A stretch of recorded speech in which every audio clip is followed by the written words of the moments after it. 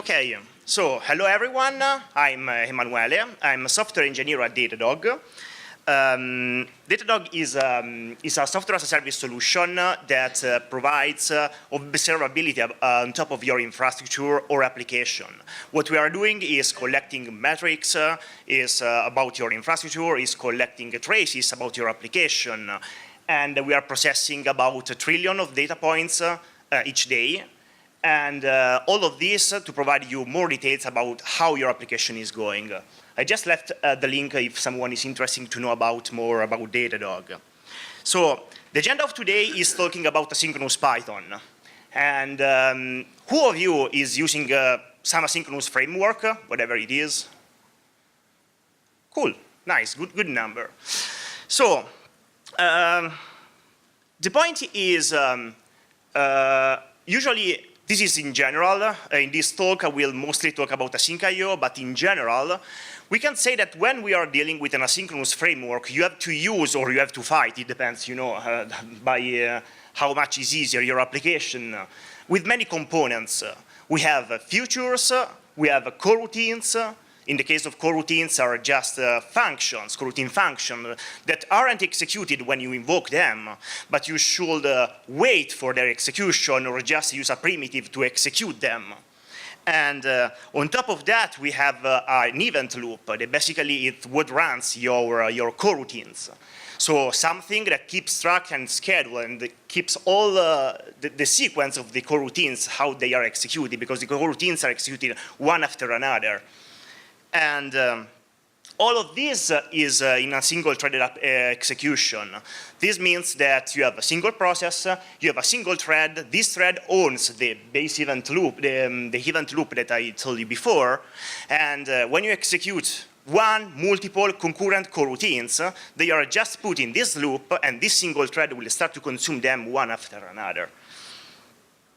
Because of that, it's quite easy to understand that probably async.io it's not that great for CPU-bound operations, because if you are stuck in a loop while, for example, handling a request or something like that, and in this loop you are doing CPU operations, you can't answer to the rest of the request. But it means that it's very great for input-output operations. So, for example, if you're working in a network library or in a web framework that starts reading and answer multiple times to different sockets, different connections, it's definitely great. And another good thing is that it started gaining a lot of traction during the last few years.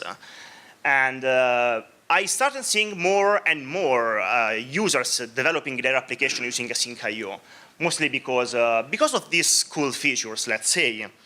And there are many frameworks, many libraries in general. Tornado is just one example, very old, but still a lot used. There is, of course, async.io and frameworks built on top of async.io, like IO-HTTP, or all the IO star libraries. So libraries that are used to read from Redis, for Postgres, whatever. Many of them there are. There are also new frameworks like Scenic, but also for their application that can still use the functionality of async.io, so of Python 3.4 or forward, there are still libraries like gvent that implement something like that. Not exactly, but it's still something like that for Python 2. So the point is why I want to talk about asynchronous Python and what is this image. So first of all, it's not an ads. It's still relevant for the talk, definitely. So when I started working at Datadog, I used to work in the application performance monitoring team. So mostly my daily job is monkey patching libraries, going back to home, feeling sad for that. But yeah, it's still part of the job. But another part of the job is also providing to users and whatever, API, primitives, and whatever that is needed to instrument your application. So that what you are doing is tracing, for example, each request. So keep the time that you spend, that the user spend and your web application spend to answer to a user, whatever, or another microservices, whatever it is. But in the meantime, you also want to keep track of all the layer that you hit with your request, whatever if your application is distributed or if it's monolithic. So this is just an example of one single request. And all these colored bars are what is called spans, where a spans is a layer of your application. So we have the request layer, then we have the Cassandra layer, the Redis layer, and many other things. And this is what is called a flame graph. Probably most of you have already seen something like that, even in open source projects that are providing tracing functionalities, of course. But the point is, in my daily job, I have to collect all of this data to build that flame graph. So what I'm doing is trying to trace each single request, of course, because I want one flame graph per request or per function hit, let's say, if we want to be more generic. I want to connect all these spans because if I have the request span, so the request handler that calls the database, I want that the database is children of the request. And this happens for template rendering and so on. Because I want to build a hierarchy. So I want to see where I spend most of my time in all the inner layer or distributed applications. And to do that, of course, I need to remember what was the last active span. So if I start the, let's say, request span, when I create the database, I want to know which was the previous created span. Oh, it's the request. Okay, so this one is now children of the other one.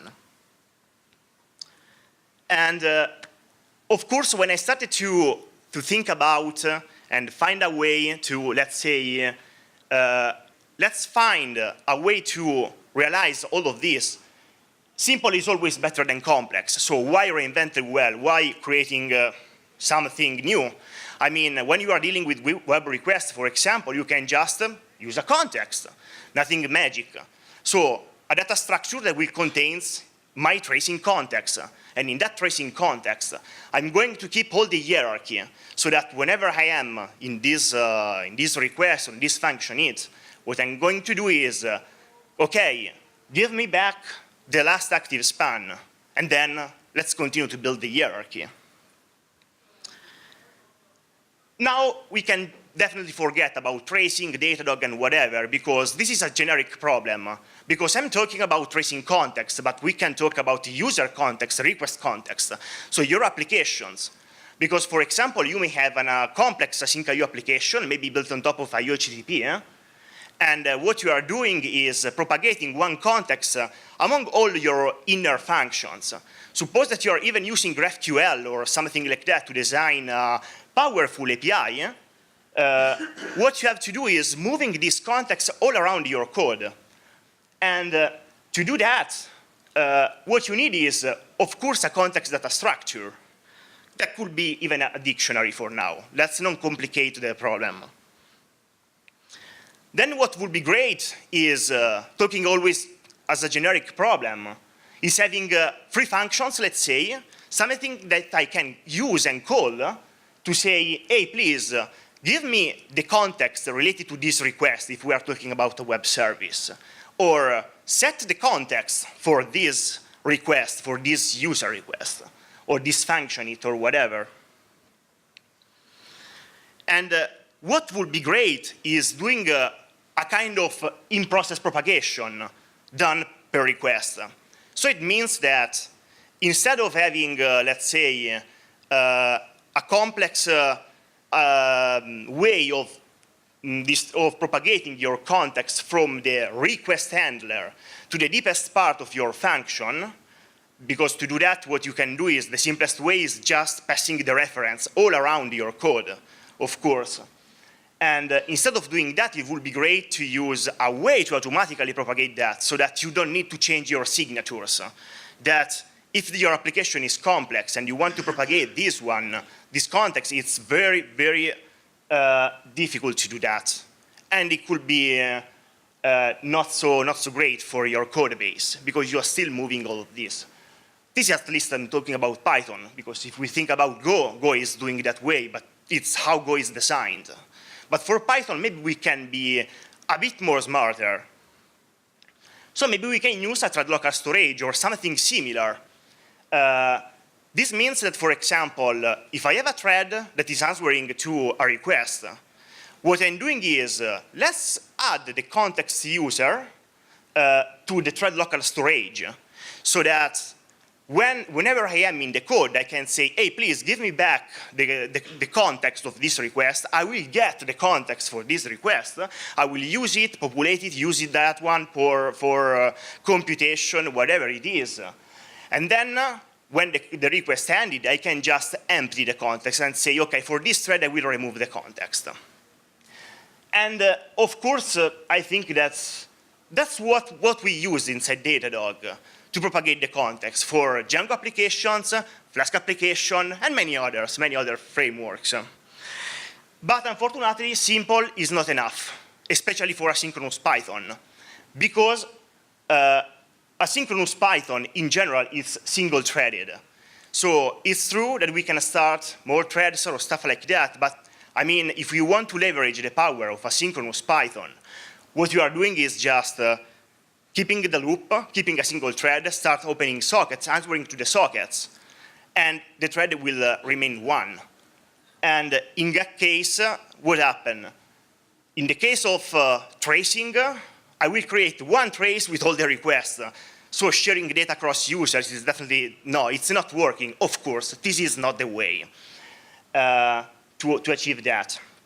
And so at this point, someone can think about, I don't know, give up. Yeah, I talk about that. Of course, not Manu. That was the answer of my boss.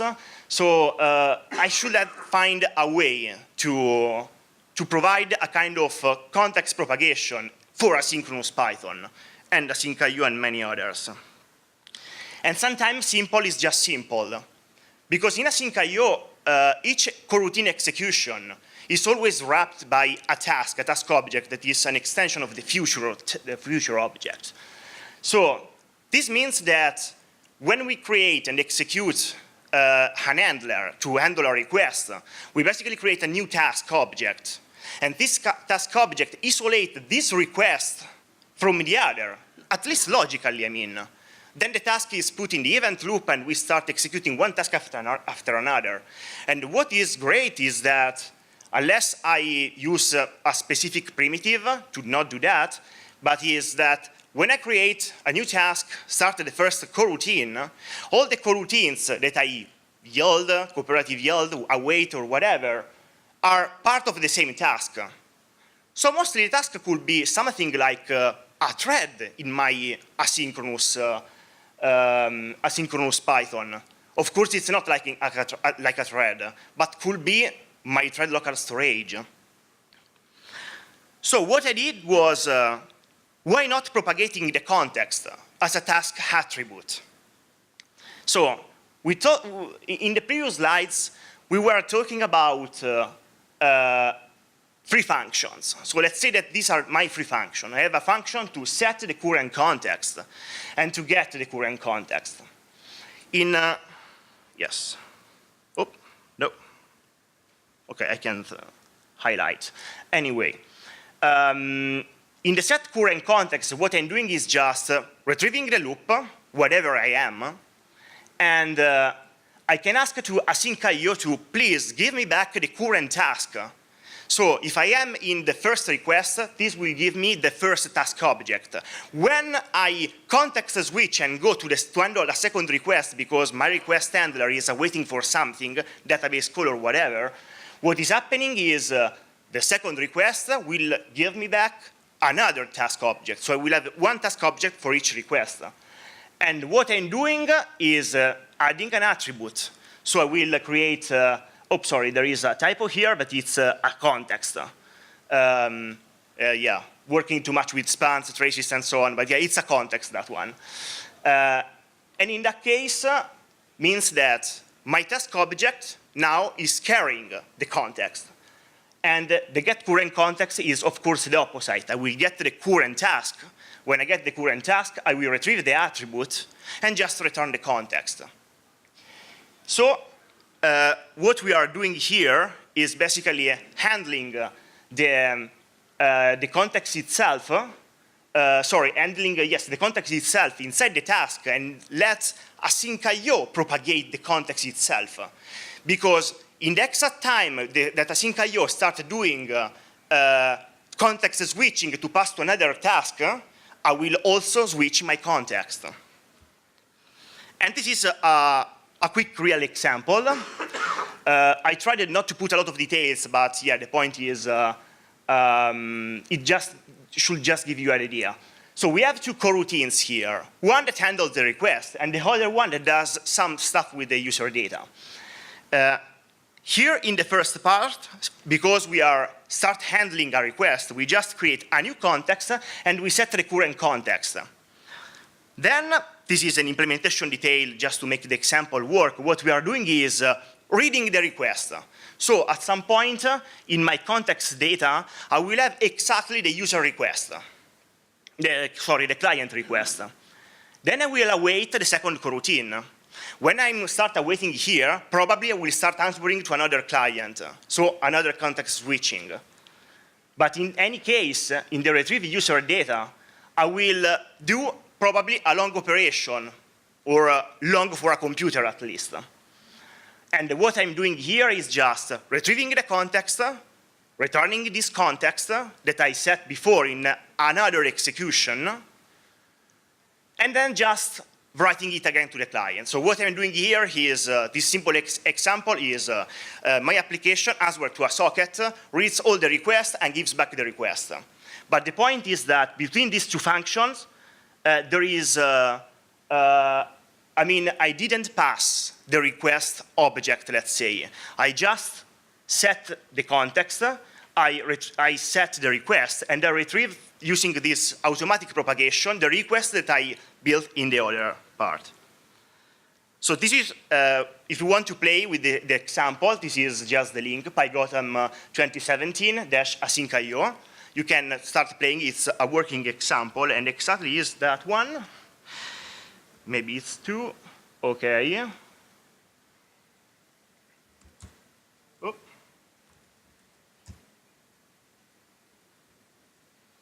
So, quick recap. Yeah. I have a way to set the current request. I have a way to get the current request. I have my web handler. I set the current active context. I will read the user data, set the request in my context, whatever is the name. I wait for another coroutine. And in this coroutine, I continue to yield and yield and yield and whatever. And then I retrieve the context and return this context just to return the request object to the client itself. All of the rest, it's not important, it's not relevant. You can take a look at the example. So, what is happening here is I will start my server. Then, what I'm doing here is just a one-liner in Bash. Basically, I'm doing 10 almost parallel calls because I want, because I have a yield, I have a sleep in the second coroutine, I will start doing a lot of context switching because in 2 seconds, of course, it's faster spawning 10 process, just 10 jobs just to do the request. And what I'm doing is simply calling my server, local server, but I add a parameter using let's say the request identifier. This is just a parameter that will be 1, 2, 3, 4, 5, 10, and so on. This is just an example to show that what I'm expecting to print is 10 answers, so 10 request objects, but each one will have a different URL if the context propagation is working. If it's not working, we will have only the last one, because the last one that is loaded will overwrite the context if it's shared across all the requests. And let's see. Okay, I have all my requests. So as you can see, we have the first request, we have the second request, 3, 4, 6. Of course, the order is asynchronous Python, so it probably is not ordered. 6, 7, 8, 9, 10, and so on. This just using context propagation. So if your application is even far, far, far more complex, Nope. What you can do is set the context and retrieve the context in your deepest GraphQL API. So, some conclusion about all this work that I really wanted to share with you, and also your opinion, if it could be helpful in your application or not. So first, it definitely works with any async IO based application, IO-HTTP or whatever, SANIC or whatever. It doesn't matter. It's quite good because it doesn't introduce a complex machinery just to function. Okay, of course, I've really simplified it to functions because you may need to make them more resilient to exceptions or stuff like that, but it's just a matter of test these two functions that retrieves and set the context. And what is good is that this approach of having a container that carry your context, and that is context switched thanks to the runtime itself, whatever it is, gevent or it's async IO, can be, of course, used also in other libraries. In case of gevent, we will not have task, but we will have greenlets. So the greenlet will carry your context, and you will context switch that. And the good thing is that there is an open proposal for Python 3.7 to introduce the context variable propagation. That is what we talk here. You can take a look at this proposal that basically starts thinking about the task as a good way to propagate the thread local. Of course, in the official way, because here is like not monkey patching, of course, but yeah, it's not that great, I mean, that you are attaching things around. And yeah, that's it. So feel free to play with this example. Feel free to improve it. Feel free to try to crash it. It would be great, I mean, in that case. And thank you for your attention.